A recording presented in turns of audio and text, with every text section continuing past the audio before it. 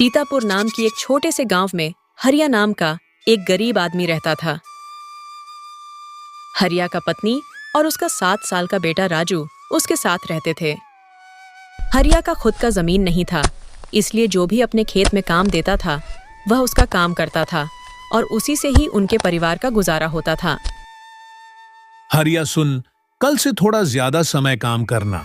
इतने धीमे से काम करेगा तो नहीं चलेगा। जी मालिक। हरिया लगभग 1 महीने से सेठ हरिलाल के खेत में काम करता था। वो काम बहुत करवाते और पगार भी बहुत कम देते थे। राधा मालिक ने कल से थोड़ा ज्यादा समय काम करने के लिए बोला है। क्या पहले से तो इतना काम कराते थे, अभी और काम कराना है और पैसे भी इतना कम देते हैं।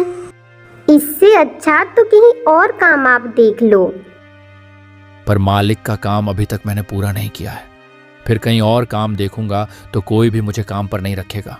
दोनों बात ही कर रहे थे कि राजू आता है और बोलता है, पिताजी, मुझे भी स्कूल जाना है। मेरे सभी दोस्त स्कूल जा रहे हैं। हाँ बेटा, इसी साल ही तेरा स्कूल में एडमिशन कराएंगे, फिर तू भी बाकी बच्चों के जैसे स्कूल जाएगा। अगर इसी साल राजू का स्कूल में एडमिशन कराएंगे तो खर्चा तो और बढ़ जाएगा। पता नहीं कैसे आप अकेले सब कुछ कर पाओगे।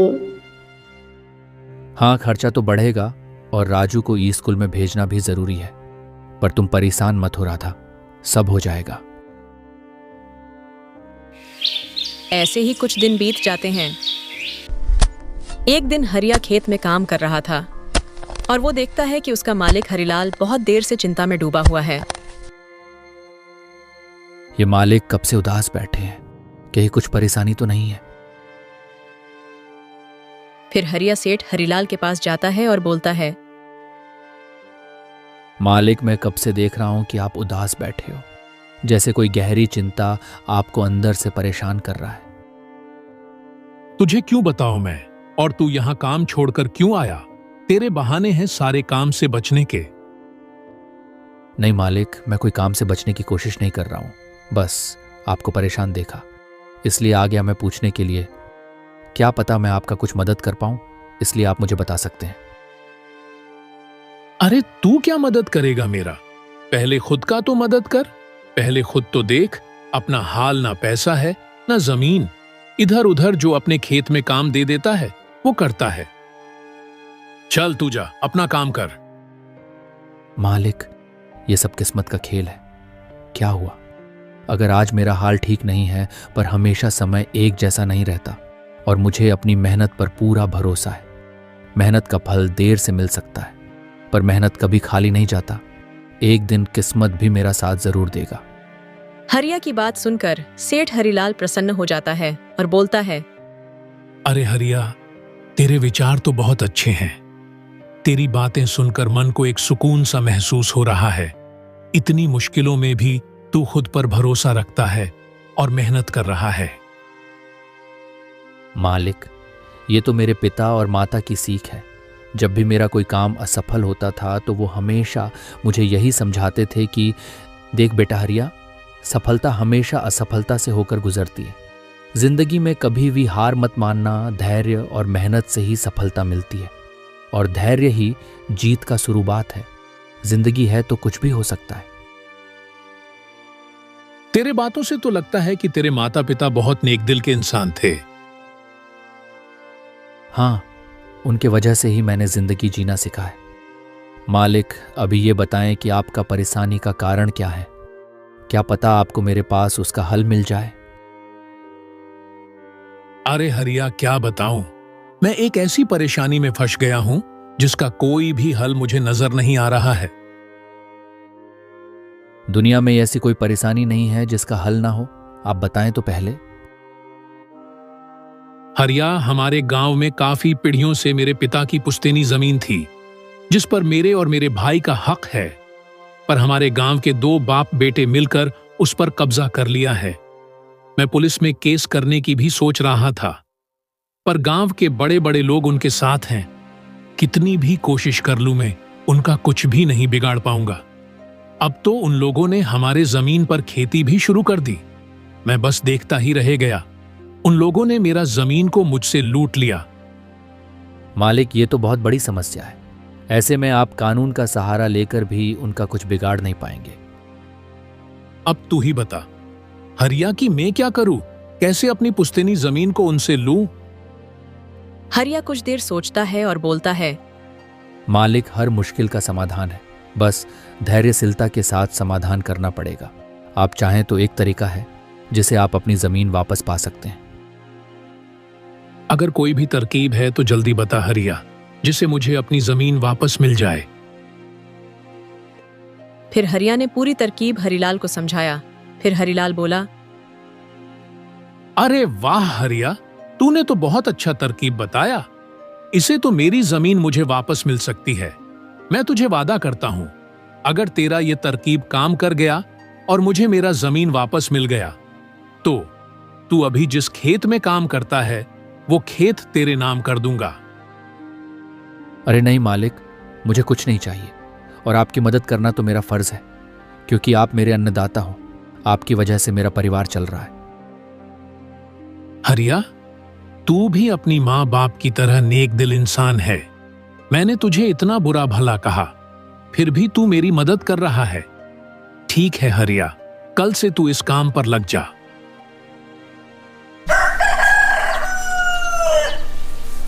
अगले दिन सुबह होते ही हरिया वो दोनों बाप बेटे मदन और जग्गू के पास जाता है। नमस्ते सेठ जी, मैं हरिया हूँ।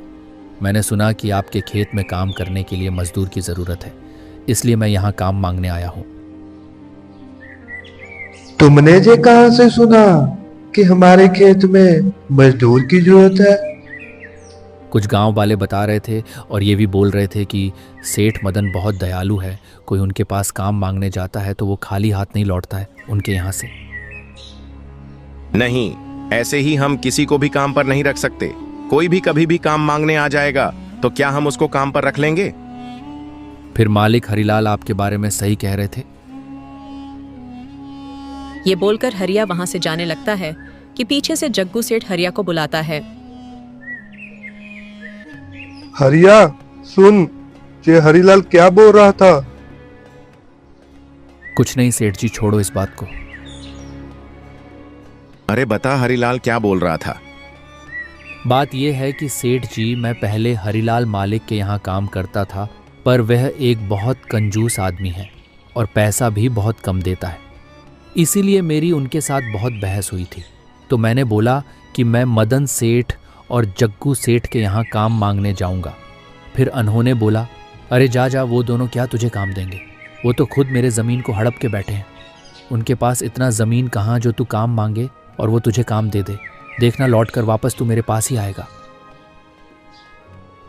हरिया की बात सुनकर जग्गू अपने पिता मदन को धीरे से बोलता है, पिताजी, हम इसको काम पर रख लेते हैं, नहीं तो गांव में बदनाम हो जाएंगे और लोग हरिलाल को ही हमसे ऊपर समझेंगे।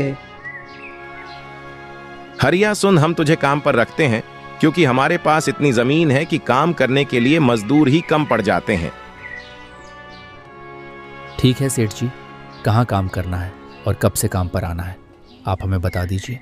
हरिया की चिकनी चुपड़ी बातों पर दोनों बाप बेटे मदन और जग्गू आ जाते हैं और हरिया को काम पर रख लेते हैं। फिर हरिया मदन और जग्गू के खेत में काम करने लगता है। हरिया बहुत मेहनत करता है। सभी मजदूरों से आने की पहले से ही वह काम पर आ जाता है और सबकी जाने के बाद ही वह घर जाता है। हरिया को इतना काम करते देख मदन और जग्गू आपस में बात करते हैं। अरे पिताजी, ये हरिया तो बहुत मेहनती है, ये अकेले 4 लोगों का काम कर लेता है। अच्छा ही हुआ उस दिन हमने इसको काम पे रख लिया। अरे हाँ बेटा, तू सही कह रहा है। ये हरिया बहुत मेहनती है और ईमानदार भी है, और आज के जमाने में ऐसा आदमी मिलना बहुत मुश्किल है। हाँ जी पिताजी, मेहनती तो बहुत है हरिया, शायद ही हमारे ऐसा कोई काम करता होगा। हरिया ने अपनी मेहनत से दोनों बाप बेटे का दिल जीत लिया था और ऐसे ही कुछ दिन बीत जाते हैं।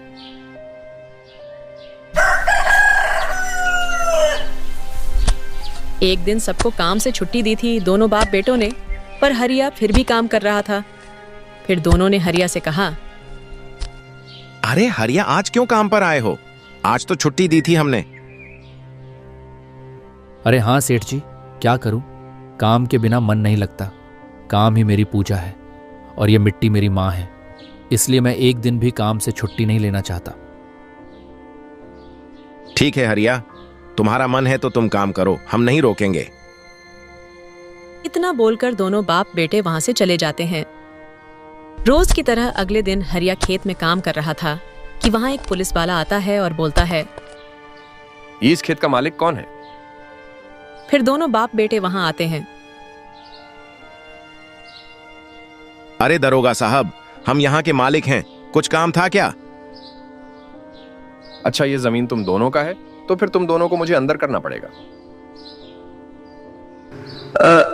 अंदर जाना पड़ेगा? अरे ये क्या बोल रहे हो दुर्गा जी?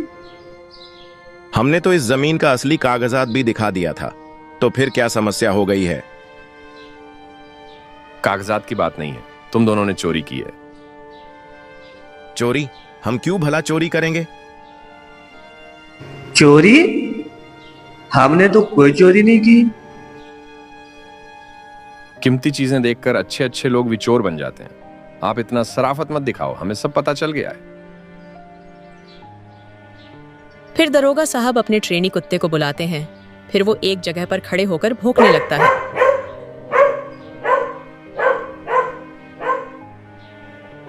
जहां पर वह कुत्ता भौंक रहा है ना, ठीक उसी जगह पर मिट्टी के नीचे चोरी के सामान आप लोगों ने छुपा के रखा है। शायद आप लोग भूल गए हो कि कानून के नजरों से गुनहगार कभी बच नहीं सकता, चाहे वह कितनी भी सातिर क्यों ना हो। नहीं नहीं दरोगा साहब, हम अभी उधर की मिट्टी खोद के आपको दिखाते हैं कि वहां पर कोई भी चोरी का सामान नहीं छुपा रखा है।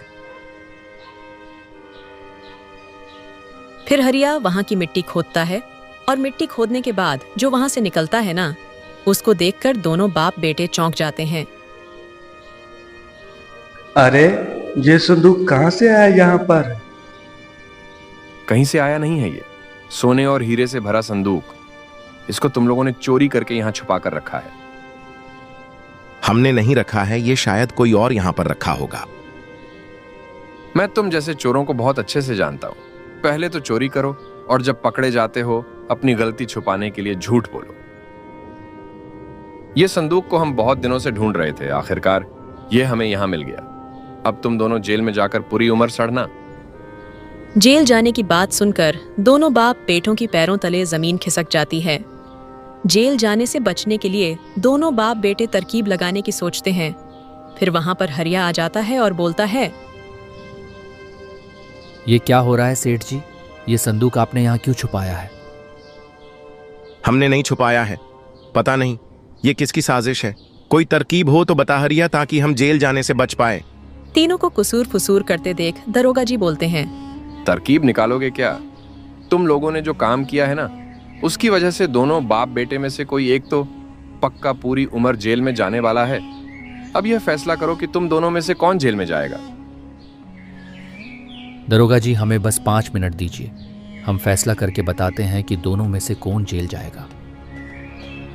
ठीक है, जल्दी जल्दी बताओ, इन दोनों में से कौन जेल जाएगा। उसके बाद हरिया और दोनों बाप बेटे थोड़ी दूरी पर चल जाते हैं। देखो सेठ जी, आप दोनों के फंसने से अच्छा है कि कोई एक फंसे, इसीलिए आप लोग निर्णय करो कि कौन जाएगा जेल। हम दोनों अंदर नहीं जाना चाहते, कोई तरकीब लगा हरिया की, हम दोनों जेल जाने से बच जाएं। जल्दी जल्दी बता हरिया, क्या तरकीब है? ये संदूक को देखकर तो ऐसा लगता है कि ये कोई बड़े आदमी का ही है। सोचो, अगर उनको ये बात पता चल गया कि आप दोनों ने चोरी किया है तो आप दोनों को उम्र कैद की सज़ा नहीं, फांसी का सज़ा हो जाएगा। हरिया के मुंह से ये सारी बातें सुनकर मदन और जग्गू डर के मारे हरिया को सारी सच्चाई बता देते हैं। सच बताऊं तो हरिया, इस जमीन को हमने कुछ समय पहले हरिलाल से धोखे से हड़प्पा था। ये सारी बात सुनकर हरिया ऐसे बर्ताव करता है जैसे उसको पहले कुछ पता ही नहीं था इस बारे में। क्या हुआ सेठ जी? हड़पी थी जमीन? मैंने कुछ समझा नहीं, आप साफ साफ बताइए। बाप बेटे जमीन हड़पने वाली पूरी कहानी हरिया को बताते हैं और फिर हरिया बोलता है, सेठ जी, मेरे पास एक तरकीब है। पहले आप एक काम कीजिए सेठ जी, आप जाकर दरोगा जी को बता दीजिए कि यह ज़मीन असल में हरिलाल सेठ का है। हमने बस कुछ समय पहले ये ज़मीन उनसे काम करने के लिए ले ली है, बाकी का मैं संभाल लूंगा। अरे हरिया, इससे तो हमारी जमीन हमसे छीन जाएगी, उसका क्या? क्या सेठ जी, आप तो मेरी तरकीब को समझ नहीं रहे हैं। आप जब दरोगा जी से ये बोलोगे कि ये ज़मीन हरिलाल सेठ का है तो दरोगा जी किसको पकड़ेंगे? हरिलाल सेठ को। और इस तरह से आप दोनों जेल जाने से बच जाओगे और हरिलाल सेठ की जेल जाने के बाद ये ज़मीन भी आपका हो जाएगा। हरिया की तरकीब सुनकर दोनों बाप बेटे दग रह जाते हैं। अरे वाह हरिया, तू तो बहुत होशियार है। आज तक तो बस तेरा बल देखा था, आज तेरा दिमाग भी देख लिया। अरे हाँ हरिया, आज तो तेरा दिमाग ही हमें जेल जाने से बचा सकता है। हरिया ने जैसे ही बोला था, बाप बेटे आकर दरोगा जी को वैसे ही सब कुछ बताते हैं। दरोगा जी, ये जमीन हमारी नहीं है, हमने तो बस काम करने के लिए ये जमीन रामलाल से लिया था। वाह क्या बात है, ऐसे ही करते हैं। सभी चोर जब खुद फंस जाते हैं तब किसी और पर दोष डाल देते हैं। अगर आपको विश्वास नहीं हो रहा है तो आप हरिया से पूछ लीजिए, क्योंकि यहां पर वो कुछ समय से ही काम कर रहा है। पहले तो वो रामलाल के पास काम करता था। हाँ दरोगा जी, ये ज़मीन तो हरिलाल मालिक का है। मदन सेठ और जग्गू सेठ ने तो बस कुछ ही समय से यहाँ खेती करना शुरू किया है। ठीक है, अगर ऐसी बात है तो हरिया तुम जाओ और हरिलाल को यहाँ बुला लाओ। दरोगा जी के कहने पर हरिया हरिलाल को बुलाकर लाता है, पर हरिलाल अपने साथ गांव की सरपंच को लेकर आता है। क्या हो रहा है यहाँ पर? यहाँ पर इतना भीड़ क्यों जमा है? देखिए सरपंच जी, इनके खेत से चोरी हुआ संदूक निकला है और अब जब ये लोग पकड़े गए हैं तो ये लोग बोल रहे हैं कि ये जमीन हरिलाल का है। दरोगा जी ने पूरी कहानी सरपंच जी को बता दी। फिर जग्गू घबरा गया और बोला, नहीं सरपंच जी, ये जमीन हमारी नहीं है। हम तो कुछ दिन पहले से इस जमीन पर काम कर रहे हैं। चाहे तो आप हमारे मजदूर हरिया से पूछ लीजिए। हाँ जग्गू सेठ सही बोल रहे हैं, ये ज़मीन उनकी नहीं है। मैं ये कैसे मान लूं कि ये जमीन हरिलाल का है? हमारे यहाँ का थानेदार बोल रहा था कि यह जमीन पर केस चल रहा है और ये जमीन पर तुम्हारा कब्जा है, और अब तुम ही कह रहे हो कि ये जमीन हरिलाल का है। नहीं दरोगा जी, ये जमीन हमारा नहीं है। हमने ये जमीन धोखे से हरिलाल से हड़पा था, पर अब हमें ये जमीन नहीं चाहिए। अगर आप चाहें तो हम केस भी वापस ले लेंगे। दरोगा जी, आप यहाँ से जाइए, हम यहाँ पर सब कुछ संभाल लेंगे। सरपंच की कहने पर दरोगा जी वहां से चले जाते हैं। फिर सरपंच जी ने हरिलाल से कहा, हरिलाल, तुमने ये संदूक चोरी क्यों किया? नहीं सरपंच जी, मैंने कोई चोरी नहीं की है और यह संदूक तो नकली है और वो दरोगा जी भी नकली थे। इन बाप बेटे ने मिलकर मेरी जमीन हड़प ली। इसीलिए मैं और हरिया मिलकर ये तरकीब सोची ताकि ये बाप बेटे सच कबूल करे और मुझे मेरा जमीन मिल जाए। हरिलाल की बात सुनते ही दोनों बाप बेटों की पैरों तले जमीन निकल गई। ये हम दोनों की साजिश थी, इन लोगों की मुंह से सच निकलवाने के लिए। सब कुछ सुनने के बाद बाप बेटों के पास अपनी गलती मानने की सिवा और कोई चारा नहीं था। हमें माफ कर दीजिए सरपंच जी, हम ऐसी गलती दोबारा नहीं करेंगे और हरिलाल को उसका जमीन लौटा देंगे। बाप बेटे हरिलाल और सरपंच जी से माफी मांगते हैं और हरिलाल और सरपंच जी उनको माफ कर देते हैं। फिर वो लोग हरिलाल को उसकी जमीन के कागजात वापस कर देते हैं। एक बात याद रखना, साजिश करके ऐसे किसी की जमीन हड़पने से अच्छा तुम खुद मेहनत करो, कमाओ और ऐसे 100 जमीन खरीदो।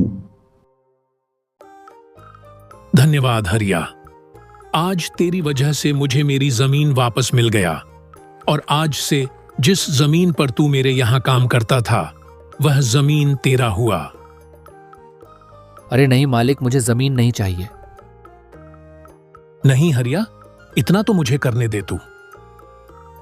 फिर हरिलाल ने हरिया को वो जमीन दे दिया जिस जमीन पर वो पहले काम करता था। इसी तरह हरिया अपनी बुद्धिमानी से हरिलाल को अपनी जमीन दिलवाया और अपनी किस्मत से वह भी एक जमीन का मालिक बन गया और अपनी फूटी किस्मत को बदल दिया। अगर आप लोगों को ये स्टोरी अच्छी लगी हो तो प्लीज़ लाइक एंड सब्सक्राइब कर देना।